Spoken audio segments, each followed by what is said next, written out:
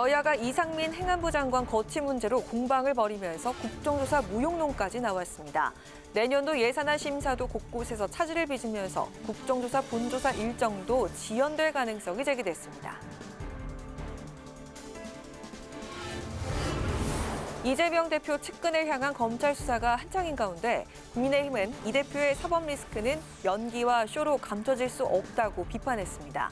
더불어민주당은 역공에 나서 정부 여당이 떳떳하다면 대장동 특검을 수용하라고 주장했습니다. 안전운임제를 요구하며 닷새째 총파업에 들어간 화물연대와 강경 대응 방침의 정부 입장이 팽팽합니다. 여야 정치권도 입장을 달리했는데 화물연대 파업이 노란봉투법 입법 공방으로도 번졌습니다.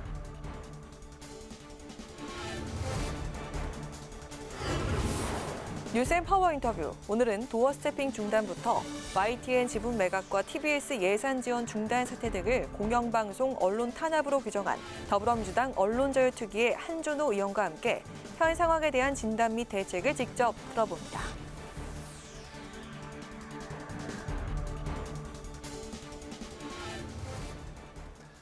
여러분 안녕하십니까? 11월 28일 의정 종합뉴스 뉴스엔 시작하겠습니다.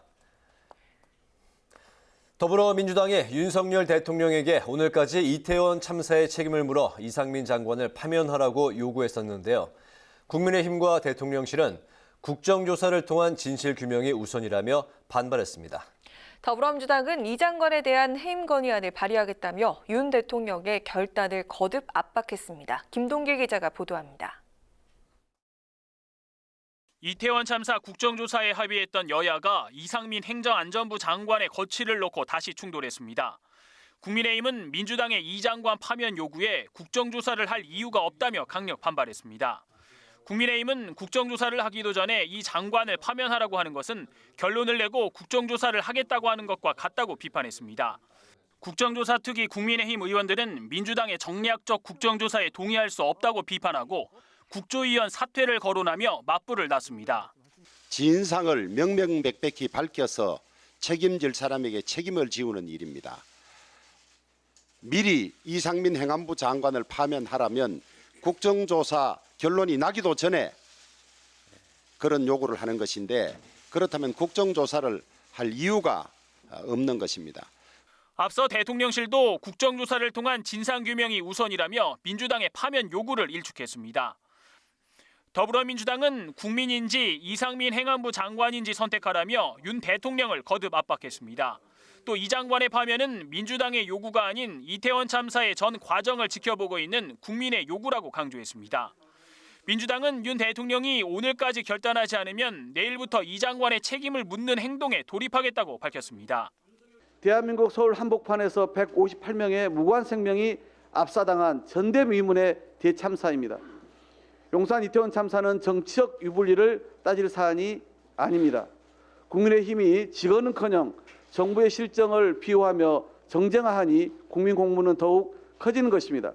민주당은 이 장관에 대한 해임 건의안을 발의하기로 결정했는데 해임 건의안이 발의되면 첫 본회의에 보고되고 보고된 때부터 24시간 이후 72시간 이내에 표결해야 합니다. 다음 본회의는 다음 달 1일과 2일에 예정돼 있습니다. 이런 가운데 민주당은 이 장관 파면 요청과 내년도 예산안 처리 연계 가능성에 대해서는 연계할 사안이 아니라며 선을 그었습니다. 국회방송 김동길입니다. 국회의 윤석열 정부 첫 예산안 심사도 여야 이견으로 난항을 겪고 있습니다. 국민의힘은 취약계층을 위한 복지 예산이라는 점을 강조하며 이번 주까지인 예산안 법정 기한 내 처리를 위해 야당의 협조를 거듭 촉구했는데요. 민주당은 정부의 초부자 감세 추진 등에 동의할 수 없다며 자체 수정안을 만들어 예산안 단독 처리 가능성까지 시사했습니다. 보도에 박지영 기자입니다. 다음 달 2일 이번 주로 다가온 내년도 예산안 처리 법정 기한. 여야의 입장차로 예산안 심사는 난항을 거듭하고 있습니다. 여야는 법정 기한 내 예산안이 처리돼야 한다면서도 심사 지연 책임은 서로에게 돌렸습니다. 예결위 예산안 조정 소위 심사의 내년도 예산안 심사가 현재 난항을 겪고 있는 것은 온전히 민주당이 상임위 예부 심사에서 수적 우위를 내세워 단독 처리를 강행한 데 있음을 명백히 밝힙니다. 아직도 감액 심사가 끝나지 않았습니다. 1분 1초도 허비해서는 안 되는 시간입니다.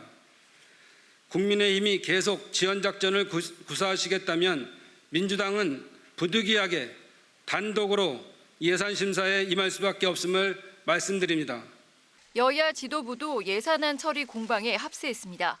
먼저 국민의힘은 윤석열 정부가 편성한 첫 예산안을 엄호하며 법정 기한 내 처리를 위한 더불어민주당의 협조를 촉구했습니다. 특히 취약계층을 위한 복지 예산이 다수 편성돼 있다는 점을 들며 복지 사각지대 해소 등 민생을 위해 제때 예산안을 처리해야 한다고 강조했습니다. 서민 경제를 어루만지고 취약계층을 보호하는 새 예산안이 신속히 본회의를 통과하고 현장에서 조기 집행할 수 있어야 합니다.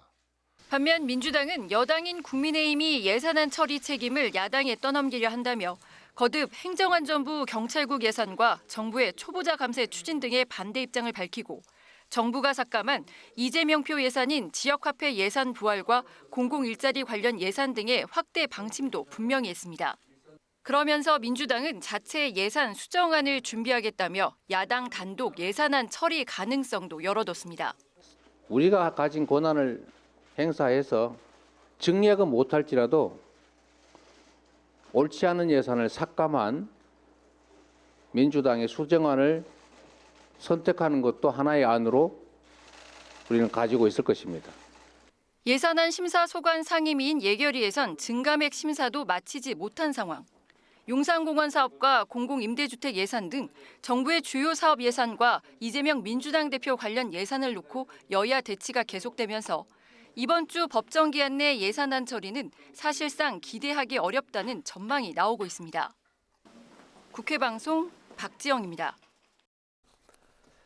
이재명 더불어민주당 사법 리스크 문제를 두고 국민의힘은 연일 맹공을 이어가고 있는데요. 이 대표를 정조준의 진실을 고백하라고 압박했습니다. 반면 강경 대응으로 선회한 민주당과 이 대표는 대장동 특검 카드를 다시 꺼내들며 반격에 나섰습니다. 홍혜진 기자가 보도합니다. 국민의힘이 검찰 수사선상에 오른 이재명 대표는 물론 민주당에 대한 압박 강도를 연일 높이고 있습니다. 특히 이 대표가 언제든 털어보라며 강경 모드로 선회한 것을 두고 이 대표야말로 거짓의 가면 연기를 벗고 진실을 고백하라고 비판했습니다. 언제든지 털어보라는 식의 허세가 바로 연기입니다. 이재명 대표의 사법 리스크는 연기와 쇼로 감춰질 수 있는 일이 아닙니다. 국민의힘은 또 민주당 내부에서 검찰이 이 대표를 소환하면 장외투쟁에 돌입하겠다는 주장이 나오고 있다며 수사 비협조로 사법 리스크를 벗어날 수는 없다고 지적했습니다. 반면 민주당은 이 대표의 검찰 수사 비판 이후 반격에 나서는 분위기입니다. 특히 친 이재명계를 중심으로 강경 대응에 돌입했는데 대장동 재개발 관련 윤석열 대통령 연루 의혹 등이 해소되지 않았다며 대장동 특검 카드를 소환했습니다. 50억 클럽 사건은 흐지부지되고 있고 대장동의 시드머니가 된 부산저축은행 사건, 부실수 사건도 덮어놓고 있습니다. 보복 수사를 중단하고 대장동 특검을 즉각 수용하시기 바랍니다. 다만 당 차원의 대응을 놓고는 내부 의견이 엇갈리고 있습니다. 박찬대 의원 등 친명계 측은 이번 사건은 이재명 사법 리스크가 아니라 검찰공화국 리스크라며 당 전체가 나서서 방어해야 한다고 강조했습니다.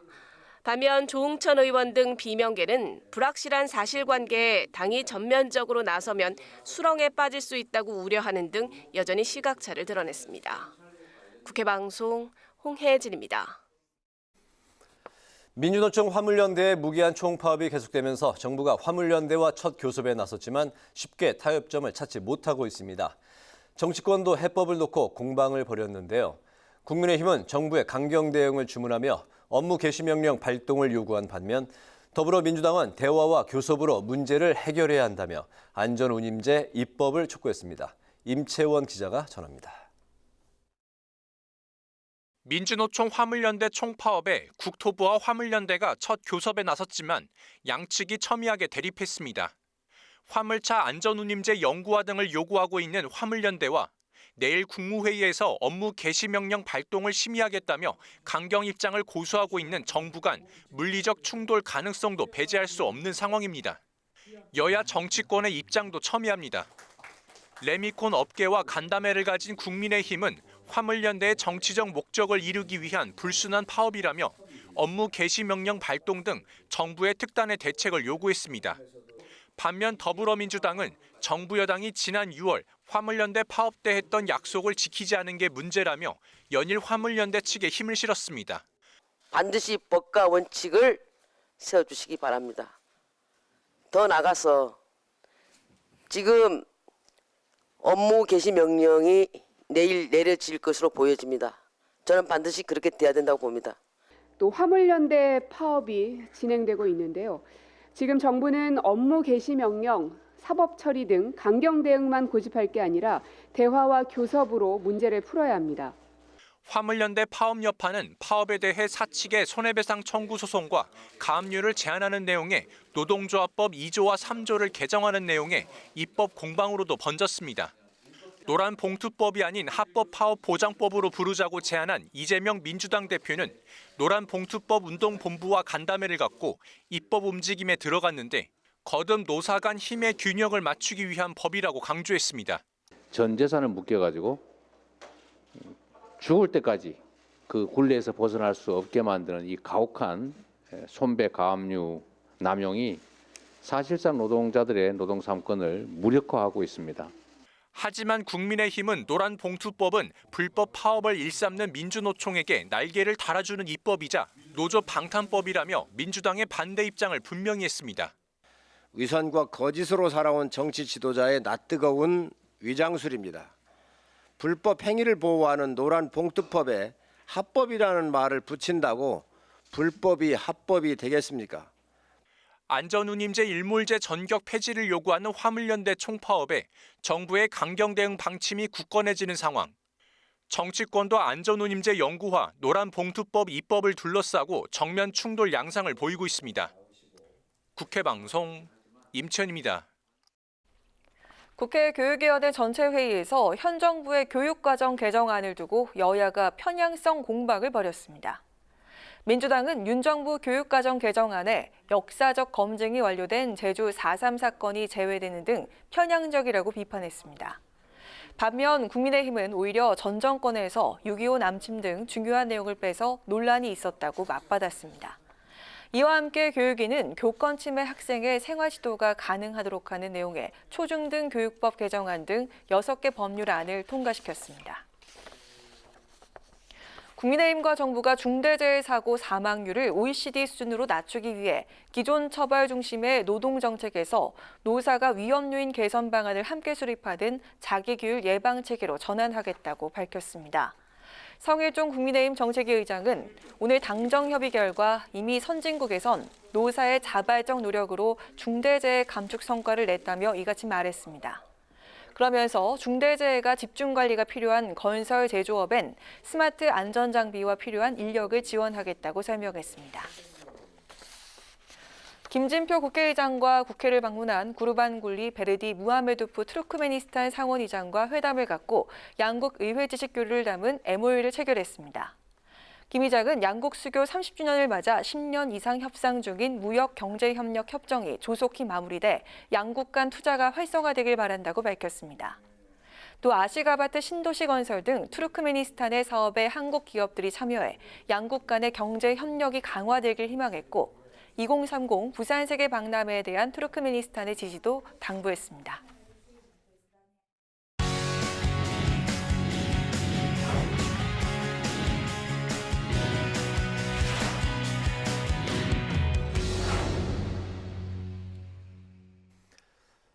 네, 오늘 이슈 분석 강민지 기자와 함께합니다. 강 기자, 어서 오세요. 안녕하세요. 네, 민주노총 화물연대 파업이 5째에 접어들었는데 오늘 정부와 화물연대 간 파업 이후에 첫 번째 교섭이 있었지만 별다른 소득이 없이 끝났습니다. 쟁점이 되고 있는 안전운임제, 이게 이제 어떤 내용인지 먼저 좀 살펴볼까요? 네, 이 화물연대와 정부가 24일 파업 후 처음으로 협상 테이블에 마주 앉았습니다. 네. 이 양측의 공식 대화는 지난 15일 이후 처음인데요. 여전히 안전운임제 일몰 폐지와 이 적용업종 확대를 두고 의견을 좁히지 못했습니다. 쟁점인 안전운임제를 먼저 설명을 드리면 화물 노동자의 권리와 도로 안전을 지키기 위해 적정 운송료를 법으로 정해 보장하는 겁니다. 쉽게 말하자면 화물 운송업계의 최저임금제라고 보시면 됩니다. 지난 2020년부터 우선 3년을 기한으로 컨테이너와 시멘트 품목에 한해 시행이 됐는데요. 화물연대는 기한을 두는 일몰제, 이 일몰제를 폐지해 안전운임제 영구화를 요구하고 있습니다. 또 컨테이너와 시멘트에 한정됐던 품목을 차량 운송과 택배, 간선, 화물차 등을 더해 7개까지 확대해달라는 주장입니다. 하지만 국토부는 우선 올해 말까지 예정이던 안전운임제 일몰을 3년은 연장하겠지만 품목 확대는 안 된다는 뚜렷한 입장이어서 입장차가 좁혀지지 않고 있습니다. 네. 그러니까 화물연대가 이제 지난 6월에도 안전운임제 일몰에 이제 반대하면서 이제 파업에 돌입했었는데 안전운임제 일몰이라는 게 이제 방금 이제 그 강 기자가 말씀하셨듯이 화물 운송업계의 최저임금제 이거를 이제 기한을 두는 거를 폐지해서 계속적으로 이제 좀 안전하게 최저임금제를 가져가겠다. 이제 그거를 위해서 지금 이제 파업에 돌입한 건데 그 지난 6월에 정부와 좀 합의를 했었던 거 아닌가요? 그 또다시 총파업에 돌입했던 이유도 들어보겠습니다. 네, 지난 6월 파업 8일 만에 화물연대와 국토부가 합의점을 찾았었습니다. 네. 이 화물연대 요구대로 안전운임제를 지속 추진하고 품목 확대를 논의하겠다는 게 지난 합의 내용인데요. 하지만 사실 이 지난 6월 합의에도 이 안전하지 않다는 평가가 많았습니다. 안전운임제 지속 추진 이 문구를 두고 정부와 화물연대의 해석이 달랐기 때문인데요.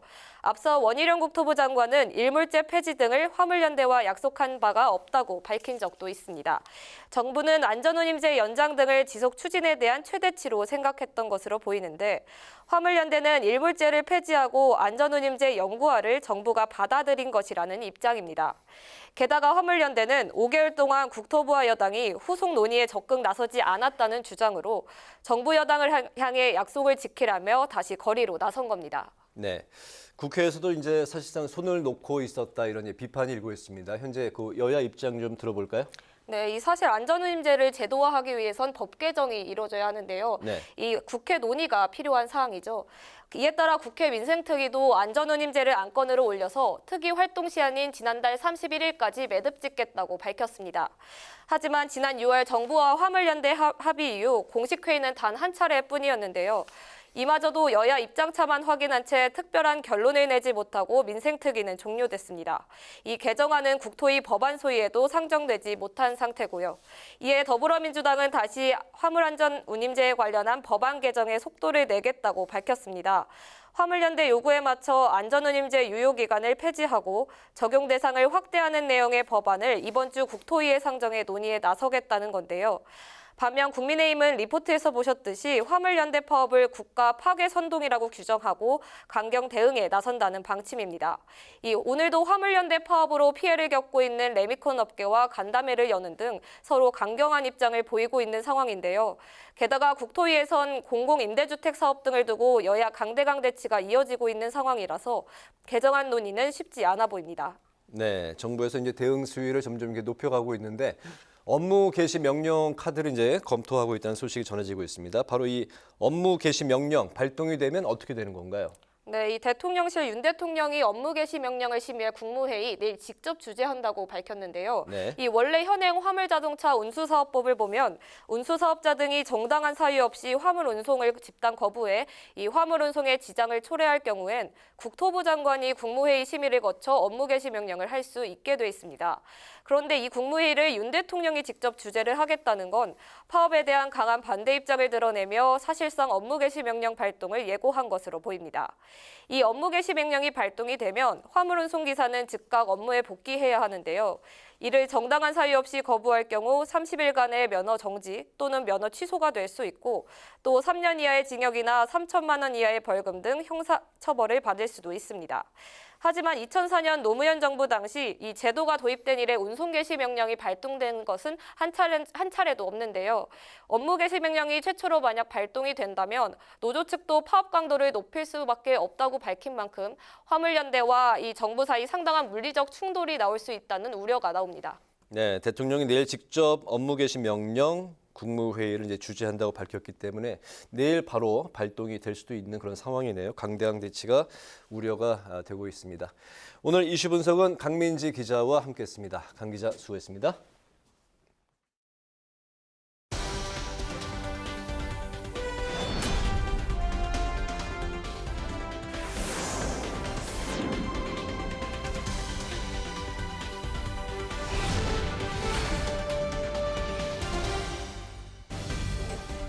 11월 28일 정치권의 뜨거운 말말말 강아랑의 정치톡 시작하겠습니다. 오늘의 첫 번째 정치톡은 관저 만찬입니다. 지난 25일이죠. 정진석 국민의힘 비상대책위원회 구성 이후 70일 만에 윤 대통령과 여당 지도부가 한남동 관저에서 만찬 회동을 가졌죠. 만찬에 참석했던 지도부에 의하면 분위기는 화기애애했던 것으로 전해지고 있습니다. 저녁 7시쯤부터 약 3시간 20여 분 동안 이어진 만찬에선 굵직한 정치 현안보다는 월드컵 이야기와 반려견 이야기 등 가벼운 화제들이 나왔다고 합니다. 이 모임 자체가 그날 행사 자체가 대통령이 이렇게 앉아서 얘기하면 나머지는 다 경청하고 이런 분위기가 사실은 아니었어요. 자유로운 분위기였습니다. 굉장히 자유로운 분위기여서 그냥 다 윗도리 벗고 그다음에 넥타이도 좀 느슨하게 풀고 후보와의 첫 상견례이지만 다 대선 때 고생한 동지들이거든요. 정치적 발언을 하고 이럴 자리는 좀 아니었었던 것 같아요. 또한 한남동 대통령 관저를 둘러본 수감에 대해선 청와대에서 쓰던 가구들을 그대로 갖고 와서 새로 산 것이 없었다고 합니다. 한지로 도배해서 한국의 미를 표현한 것을 두고 인상 깊었다고 밝혔습니다. 하지만 정치 현안이나 예산 정국에 대한 조율이 있을 것이라는 예상과는 달리 만찬 테이블에선 현안에 대한 직접적인 언급이 없었다고 하죠.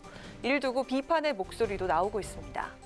민주당에선 만찬 사진 한 장도 공개하지 않은 점을 꼬집으면서 협치를 포기한 한간 회동이 아니냐면서 목소리를 높였는데요. 김종혁 비대위원은 당일 열렸던 시위로 인해서 모두 도착하는 시간이 달랐고 단지 사진을 찍을 겨를이 없었던 것뿐이라며 해명에 나섰지만 여당 지도부와의 만남만을 고집한 윤 대통령을 향한 야당의 지적은 계속되고 있습니다.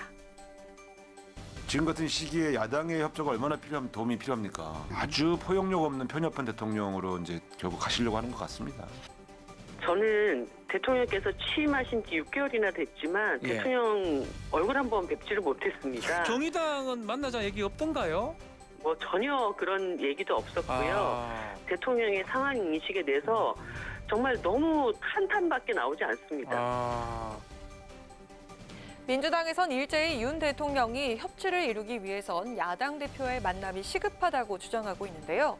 민주당의 복당 신청을 한 박지원 전 국정원장도 윤 대통령이 국민의힘 주호영 원내대표와 만찬 전 포옹한 것을 두고 대통령의 두 번째 포옹 타자는 이재명 민주당 대표가 돼야 한다면서 목소리를 높였습니다. 여당 지도부와의 만남을 마친 윤 대통령, 이제 남은 건 야당 대표와의 만남이 아닐까요? 이어서 오늘의 두 번째 정치톡은 한국 승리입니다. 카타르 월드컵 응원 열기가 뜨거운 가운데 축구 열기가 정치권에도 불었습니다. 지난 토요일이죠. 상암 월드컵 경기장에서 한국과 일본 의원들이 4년 만에 친선 축구 대결을 펼쳤는데요. 김진표 국회의장은 경기 시작에 앞서서 축사를 통해 이번 축구 대회가 한국과 일본의 협력을 촉진하는 역할을 해주길 바란다면서 한일 양국의 대화를 강조하기도 했습니다. 뿐만 아니라 경기에 참여하는 의원 선수들을 격려하면서 실제로 월드컵에서 활약하고 있는 태극전사의 승리 기원도 잊지 않았는데요. 4년 만에 열린 의원 한일전, 의원들의 축구 실력은 어땠을까요? 영상으로 보고 오시죠.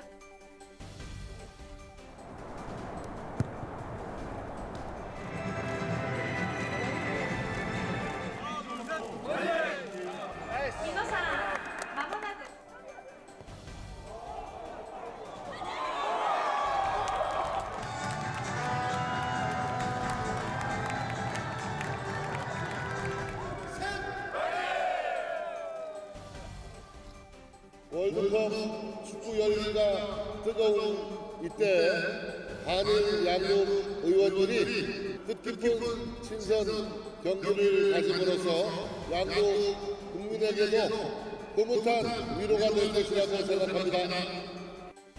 また本日の大会が日韓両国の新しい時代の幕開けキックオフになると確信しています。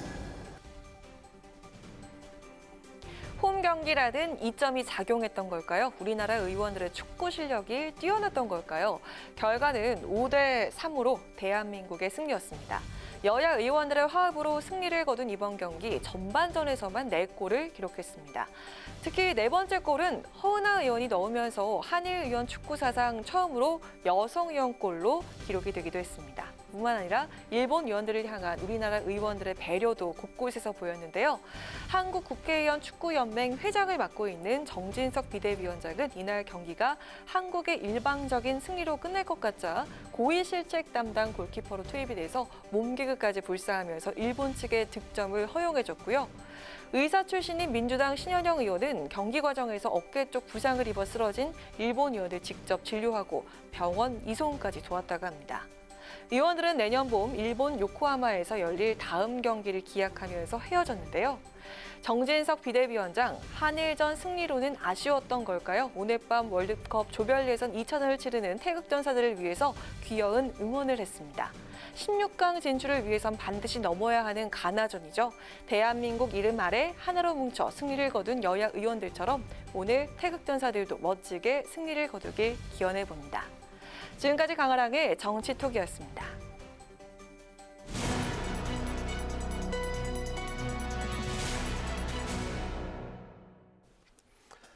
네, 국정조사 합의를 이룬 지 불과 나흘 만에 전국이 급속히 냉각되고 있습니다. 민주당의 이상민 행안부 장관 파면 촉구에 국민의힘이 국조특위위원 사퇴까지 언급하며 강대강으로 맞서고 있는 상황인데요. 오늘은 신주호 국민의힘 상근 부대변인과 전화 연결해서 말씀을 들어보도록 하겠습니다. 안녕하십니까? 반갑습니다. 네, 안녕하세요. 네. 야당의 이상민 장관 파면 요구에 여당 국조특위 위원들이 불참을 경고하는 기자회견을 가졌습니다. 그렇지만 민주당도 오늘 그 해임 건의안을 30일에 발의하기로 결정을 했습니다. 만약 그대로 실행에 옮길 경우 어떤 대응책을 갖고 있을까요? 일단 그 국정조사 합의를 전면으로 어긴 그 민주당의 행태에 깊은 유감을 표합니다. 이 이태원 참사와 관련돼서 아직 경찰의 수사가 진행 중입니다. 근데 그 경찰의 수사가 진행 중인 상황에서 저희 국민의힘은 통큰 양보를 통해서 국정조사를 수용했습니다. 그런데 국정조사가 제대로 이루어지기도 전인데 그 전인 시점에서부터 이상민 장관을 해임하라고 요구하거나 그 탄핵을 지금 거론하는 것 아니겠습니까? 그러한 것들은 저희 입장에서는 전혀 이해할 수가 없습니다. 그러면서 이러한 상황을 쭉 지켜보니까 과연 민주당이 원하는 게 이 이태원 참사에 대한 그 철저한 진상규명인지 아니면 이 문제를 정쟁화하여 그 윤석열 정부와 여당을 공격하기 위한 수단으로 사용하려는 목적인지 궁금하기까지 합니다. 경찰 수사 전부터 민주당이 국정조사를 요구했습니다. 국정조사를 실시하기로 하자 시작도 전에 주무장관의 탄핵을 외치고 있습니다. 이 다음에는 과연 어떤 무리한 요구가 이어질지, 어떤 주장을 할지 심히 걱정됩니다.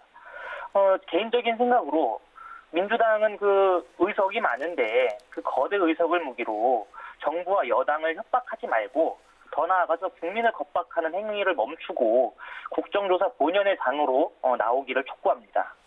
네, 이제 예산안 처리 시한도 다가오고 있는데요. 오늘 이재명 대표가 경찰국 예산이나 초부자 감세에는 동의를 못한다.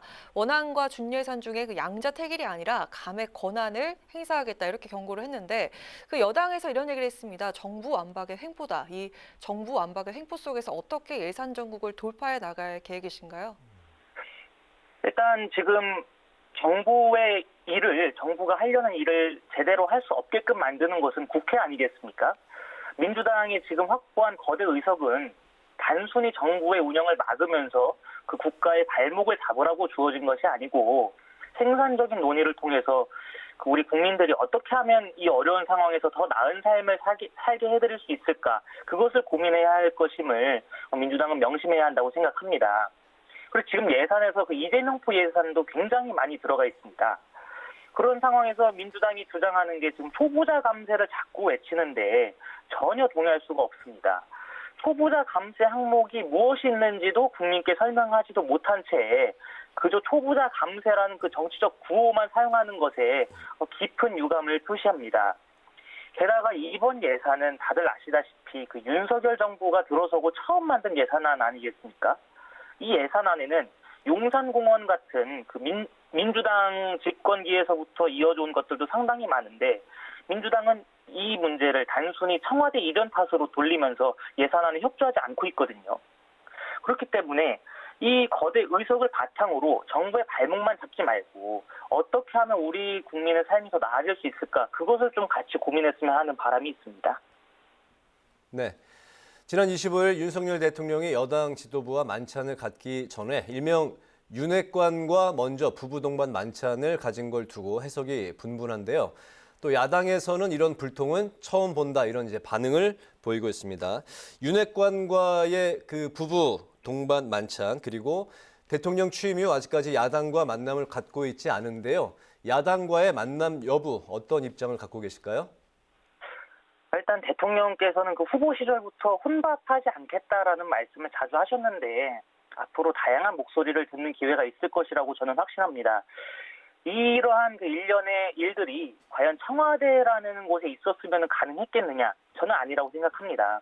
용산으로 이전하시고 그것에 따른 그 소통의 장을 넓히려고 하신 그 모습에 앞으로 더 확대되어야 될 것이라고 생각을 하고요. 다만 지금 관저에 입주하신 지가 얼마 안 된 상황입니다. 그런 상황에서 그 여당을 먼저 만난 다음에 다양한 대화를 나누시고 그것을 바탕으로 야당을 만나는 것이 그 국정 운영과 앞으로의 정치 현안에 대해서 훨씬 더 긍정적인 효과를 미칠 것이라고 생각을 하고요. 무엇보다 대통령께서 국회의원들과 만남을 가지면서 여러 현안 그리고 여러 민생에 대한 말씀을 듣는 것은 매우 긍정적이라고 생각합니다. 그렇기 때문에 민주당에서 지금 주장하는 것이 왜 야당과는 안 만나느냐, 그 말씀을 하시는데 앞으로 좀 더 지켜본 다음에 야당과의 만남도 있을 것이라고 생각하고요. 다만 저희가 그 야당과의 만남이 단순히 만남과 대화에 초점을 맞출 것이 아니고 민생을 위한 그런 허심탄회한 논의의 장으로 조금 이끌어서 발전적인 대화가 되었으면 좋겠다라는 생각입니다. 기다려보면 야당과도 대화, 소통을 이어나가실 것이라고 생각합니다. 네, 오늘 말씀은 여기까지 듣겠습니다. 고맙습니다. 네, 감사합니다. 지금까지 신조 국민의힘 상근 부대변인과 이야기 나눠봤습니다. 이 동맹 관계를 사실과 다른 가짜 뉴스로 이간질하려고 아주 악의적인 그런 행태를 보였기 때문에 대통령의 그 헌법 수호 그 책임의 일환으로서 부득이한 조치였다고 저는.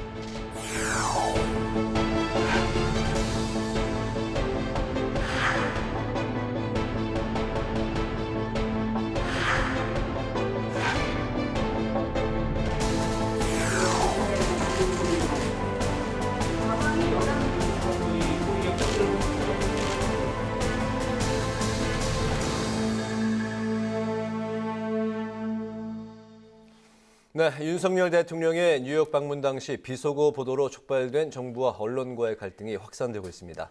MBC 기자 탑승 배제에 이어서 도스태핑 중단까지 야당에서는 언론자유특위를 구성해 대응에 나서고 있는데요. 민주당 언론자유특위 소속인 한준호 의원과 함께 관련 이야기를 짚어보도록 하겠습니다. 의원님 어서 오십시오. 반갑습니다. 네, 안녕하세요. 반갑습니다. 네. 요새 활동이 굉장히 많고 바쁘시죠? 네, 이러저러한 일들을 좀 많이 맡고 있습니다. 네. 네. 오늘 바쁘신데 또 나와주셔서 감사드립니다. 네. 현재 민주당 언론자유대책위에서 활동을 하고 계신데 네. 언론 자유의 주적은 윤석열 정권이다. 민주당에서 이게 강도 높게 문구를 걸었습니다. 네. 현 상황 민주당에서는 어떤 면에서 어떤 점에서 현 정권이 언론 통제를 하고 있고 또 언론 탄압을 하고 있다, 이렇게 보는 건가요? 네, 저희 민주당만의 시각은 아닌 것 같고요. 해외 언론이나 하다못해 보수 언론에서조차도 현재 상황에 대해서 심각하게 판단을 하고 있다라고 생각을 하고 있습니다. 그러니까 MBC에 대한 일종의 길들이기, 그리고 민영화에 대한 주장, 그리고 YTN 민영화의 시도, 최근에 있었던 TBS 지원조례 폐지 이런 부분들로 봤을 때. 네. 지난 2007년, 8년 이제 이명박 정권에서 있었던 언론 탄압의 현상들과 굉장히 유사하고 닮아 있다. 제가 지난 한 10여 년간을 겪어보면서 이 사안들에 대해서는 언론 탄압으로 가고 있다라고 이렇게 판단하고 있는 것이죠. 네네. 네, 최근 대통령실에 있었던 굵직한 논란, 그 중심에 MBC가 함께 있는데요. 네. 그 바이든 날리면 논란부터 네. 그 전용기 탑승 배제 그리고 도어 스태핑 중단까지 이렇게 논란들이 있었습니다. 대통령실과 여당은 이런 결과가 빚어진 건 그 MBC의 책임이 있고 이게 또 당연한 조치다 이렇게 얘기를 하고 있는데 이에 대해서 어떤 입장 갖고 계십니까? 네, 항상 이제 문제를 일으키는 거는 대통령실과 대통령 내외분인데 이 문제를 그 접근해가는 방식에 있어서는 남 탓이 굉장히 많은 것 같아요. 그중에서 MBC의 상징성과 또 MBC로 인한 학습 효과가 아마도 MBC를 본보기 삼는 게 아닌가라는 판단이 먼저 듭니다. 지난 MB 정권, 이명박 정권 때도 역시 그 정권을 잡았던 초기에 광우병과 관련된 MBC PD수첩 보도로 인해서 초창기 지지율이 10%포인트까지 내려간 적이 있었는데 이러한 학습 효과들로 인해서 MBC의 책임 떠넘기기 또는 MBC의 상징성을 위한 본보기 이런 것들이 자행되는 것이 아닌가라고 판단하고 있습니다. 네, 국세청이 MBC에 그 520억 원의 추징금을 부과했는데 이유가 세금 탈루 그리고 그 업무 추진비 현금 지급 이게 이유입니다. MBC가 그 반박 성명을 냈는데요. 근데 다음은 이제 검찰 수사라는 그런 추측도 나오고 있는데 이 MBC에 대한 국세청의 세무조사 그리고 특위에서는 어떤 점들에 주목을 하고 있는지 들어보겠습니다. 우선은 이러한 행동 자체가 역시 마찬가지 공권력을 이용한 그 언론 길들이기의 일환이라고 생각을 하고요.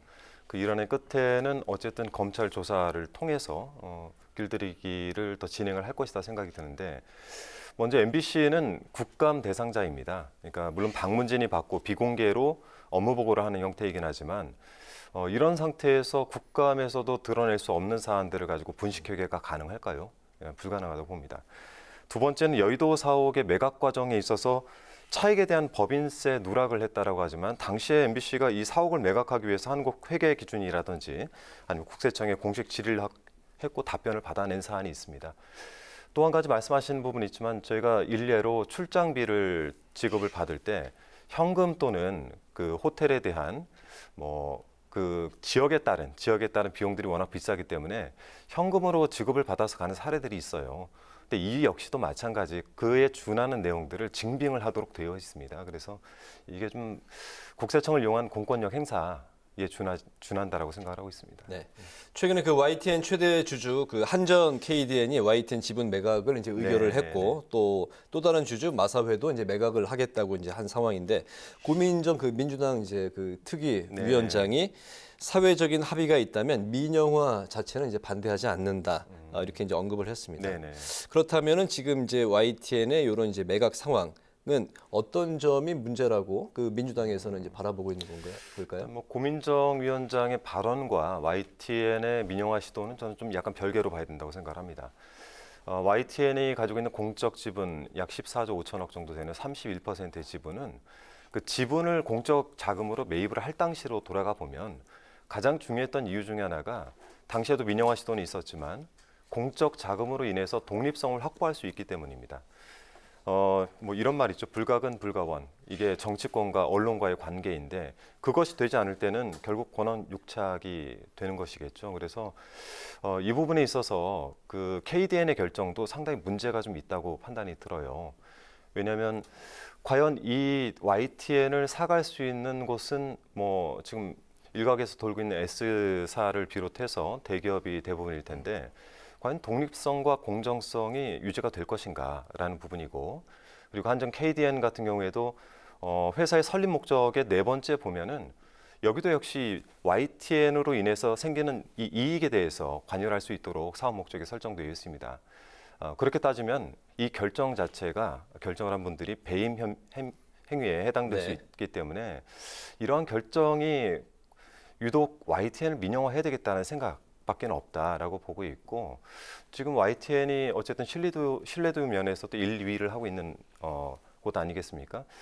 제가 볼 때는 어쨌든 고민정 위원장의 개인적인 견해를 떠나서 YTN의 민영화가 과연 신뢰도 1, 2위의 언론사가 민영화로 인해서 독립성과 언론의 공정성을 잃어버릴 수 있다라는 판단을 하고 있습니다. 네, 민영화 관련해서 그 과방위 여당 간사인 박성중 의원이 MBC의 DNA를 바꿔야 한다라는 얘기를 했습니다. MBC 민영화도 거론을 이렇게 한 건데요. 사장이 교체가 되는 내년 3월에 그 조직 개편이 필요하다는 언급도 했습니다. 이 발언은 어떻게 들으셨을까요? 저도 같이 그 상임위 활동을 해본 분인데 DNA를 어떤 DNA를 원하시는지는 잘 모르겠지만. 예전 이명박 정권에서 MBC의 DNA를 교체하고자 시도를 했었죠. 그 결과 많은 일이 벌어지지 않았습니까? 많은 그 현직에 있던 분들이 자리를 떠나기도 했었고 그로 인해서 한 9년, 10년 가까이 핍박을 받았습니다. 박성중 의원의 언론관 자체에 제가 볼 때는 개인적으로 좀 문제가 크다고 보고 있고요. 그리고 이 부분에 대해서 DNA를 바꿔야 된다 만다 이 부분에 대해서 좀 하나하나 이렇게 답변을 드릴 사안은 아니라고 봅니다. 네네. 좀 아까 이제 YTN 이야기도 했지만 그 민주당이 이제 법률을 개정을 해서 지분 매각을 이제 막겠다는 입장인데 사실 법 개정이 하루 이틀 만에 이루어지는 그 부분이 아니라 쉽지 않아서 매각을 또 이제 저지하는 거 역시 쉬워 보이진 않습니다. 이번에 그 TBS 교통방송 이야기를 또 해볼까 하는데요. 2024년부터 서울시 예산이 이제 끊기는 상황이 됐습니다. 그 TBS는 법적 절차를 이제 강구하고 있다고 하는데 그런데 이제 언론계 내부에서도 TBS 교통방송의 재정이 자립하러 가는 게 옳지 않겠느냐 그런 이야기도 이제 일각에서는 또 나오고 있는 것 같습니다. TBS 사태 어떤 대안을 또 제시할 수 있을까요? 이것도 일종의 언론 길들이기의 차원으로 보고 있는데요. 그러니까 TBS가 예전에는 그 서울시의 한 본부로 유지를 하다 당시 이제 성경환 그 TBS 본부장에서 최초의 사장이 되신 분 당시에 이제 재단 형태로 이제 분리를 해낸 것 아니겠습니까? 그때도 분리를 해낸 가장 공적 자금을 들여서까지 그렇게 해낸 이유는 어쨌든 언론의 독립성 부분을 굉장히 중요하게 생각했기 때문입니다. 이 부분에서 가장 중요한 재정 부분을 건드린다는 것은 언론을 길들이기를 하겠다라는 의도밖에는 되지 않고요. 그중에 일각에서 나오고 있는 이제 상업 광고를 받아서 TBS도 스스로 자립할 수 있게 만들어야 된다. 오래전에 나온 이야기이긴 합니다만 지금 시점에서 꺼내기보단 지금 재정을 끊어서 TBS 길들이는 부분에 대한 문제 제기를 먼저 하고 이후에 TBS가 진정 스스로 독립할 수 있도록 하는 부분은 별개로 논의를 해야 된다라고 생각합니다. 좀 시간을 많이 주어야 된다. 그런 것도 포함이 되는 건가요? 네네 맞습니다. 네 알겠습니다. 네, 그 대통령실과 MBC 갈등에 대해서 여당에선 다른 목소리도 있는데요. 조수진 의원이 그 홍보수석실 대처가 잘못됐다 이렇게 비판을 했습니다. 일련의 상황들이 그 언론 통제 논란으로 확산이 된 데에는 참모진들 책임도 크다라는 점에 대해서 어떤 점을 지적할 수 있을까요? 저도 이제 국민소통수석실에서 근무를 해봤지만 지금 대통령실의 홍보수석실을 바라보고 있을 때 과연 이 시스템이 제대로 작동을 하고 있는가? 예를 들어 MBC 기자와 논쟁을 벌였던 게 대변인이나 홍보수석이 아니라 홍보기획비서관이라는 부분도 그렇고요. 국정홍보나 홍보기획비서관이나 대변인실 이 세 곳이 중점적으로 움직여야 되는 조직인데도 불구하고 지금은 이 기능이 제대로 작동되는가? 일단 대변인실과 홍보수석이 잘 보이질 않습니다. 그래서 조수진 의원의 지적에 대해서는 제가 어떻게 말씀드리긴 어려우나 대통령실의 홍보수석 실 자체가 제대로 움직이지는 않는 건 확실한 것 같습니다. 네. 국회 이제 과방위에서 방송법 개정안을 놓고 이제 또 공방이 이제 또 뜨거운 상황인데요. 근데 지난 2018년에 방송법 개정안에 여야가 합의한 적이 있죠? 그거는 사실관계가 좀 다른데요. 합의한 적은 없습니다. 네. 그렇습니까? 네, 합의한 적이 없고 2018년에 이제 그 회기 종료되면서 이제 파기가 됐고요.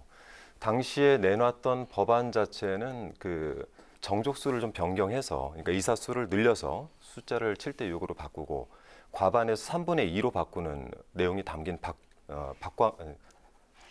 지금 이제 원내대표를 하고 계시는 박홍근 원내대표의 안이었던 걸로 기억을 하고 개인의 의견이었습니까?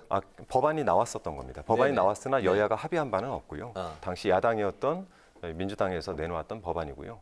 지금 그것이 다시 이제 21대에 와서 21대 상반기에 박성중 의원이 그 안을 그대로 들고 나와서 이제 여야가 바뀐 상황에서 저희에게 다시 제시를 한 건 맞습니다. 그 당시에 이제 박홍근 의원이 제시했던 안은 이제 폐기가 됐고요. 네, 폐기가 됐는데 그 안을 그대로 네. 박성중 의원이 타당인데 네네. 다시 또 갖고 나온 거군요. 네, 알겠습니다. 그러니까 그게 여야 입장에서 봤을 땐 여당에서 봤을 때는 제대로 된 공영방송 지배구조 개선법은 아니고 네. 약간의 편법이 들어가는 것인데 그때는 이제 의석수 때문에 별 수 없이 그 안을 내놨던 건데 여야가 바뀌고 나고 의석수가 저희 쪽으로 많이 온 상황에서 이제 박성중 의원이 그 안을 다시 꺼내서 들고 나온 것이죠. 네. 네. 그러니까 이게 여야가 이제 그 정권이 네. 바뀔 때마다 네네. 본인이 여당이 되고 또 이제 야당이 될 때마다 네. 공영방송, 이 네네. 방송사에 대한 시각, 네. 또 의견이 좀 입장이 달라진다. 네네. 이런 또 해석에 대해서는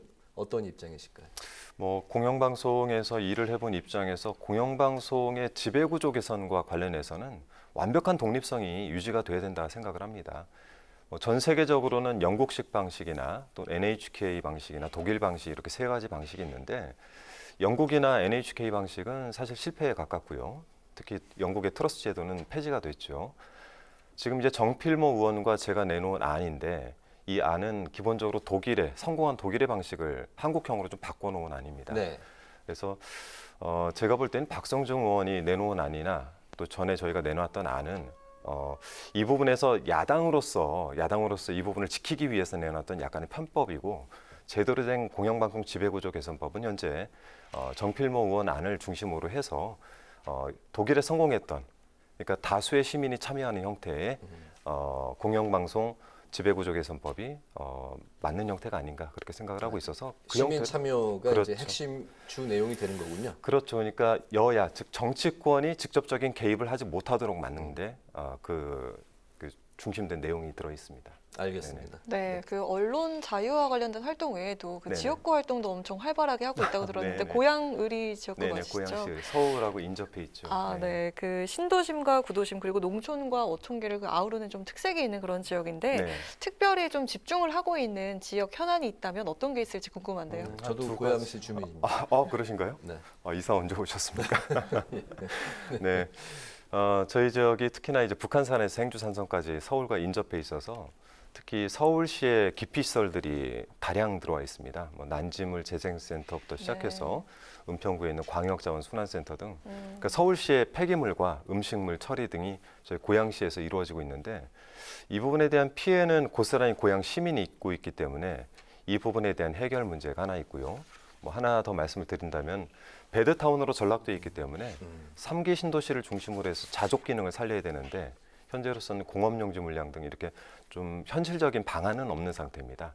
그래서 이런 방안들을 마련하기 위해서 도지사님도 좀 찾아뵙고 백방으로 좀 뛰고 있는데 좀 정치권에서 어떤 관심을 좀 가져주셨으면 좋겠습니다. 알겠습니다. 네. 이제 마칠 시간이 됐는데요. 마치기 전에 지금 현재 이제 언론자유특위에서 열심히 활동하고 계시고 올 연말이 이제 한 달 정도밖에 남지 않았습니다. 네네, 벌써 그렇게 가장 됐죠. 중점을 두고 네. 지금 이제 그 의원 활동하고 계시는 그 방점 그 면과 또 마무리하시면서 특별히 언급하시고 싶은 말씀 있으시면 부탁드릴까요?